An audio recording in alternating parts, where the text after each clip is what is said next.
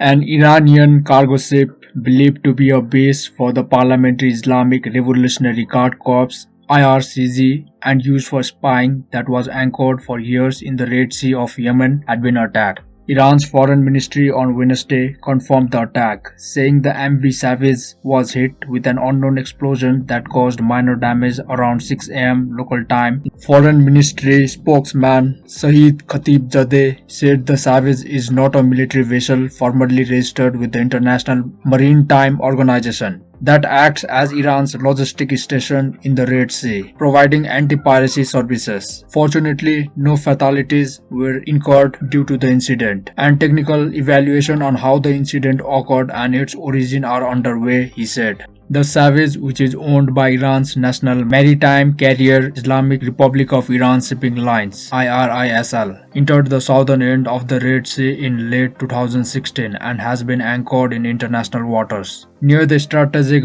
Bab al-Mandeb Strait for the past 3.5 years. The ship's long presence in the region, repeatedly criticized by Saudi Arabia, comes as the West and United Nations experts says. Iran has provided arms and support to Yemen's Houthi rebels amid that country's years-long war. Iran denies arming the Houthis, but components found in the rebels' weaponry link back to Tehran. In 2018, photos circulated by the Saudi-led coalition showed what it said was advanced communication and radar equipment, machine guns, several speedboats, and men dressed in camouflage uniforms. The US imposed sanctions on IRISL last year for allegedly transporting items intended for Iran's ballistic missile and military programs. It was the latest in a reported series of attacks on Israeli and Iranian-owned ships since last February, in which the two arch enemies accused each other of responsibilities. Mr. Netanyahu blamed Iran for an explosion that tore holes in the hull of an Israeli-owned vehicle carrier in the Gulf of Oman on 26 February, an allegation Iran's government denied.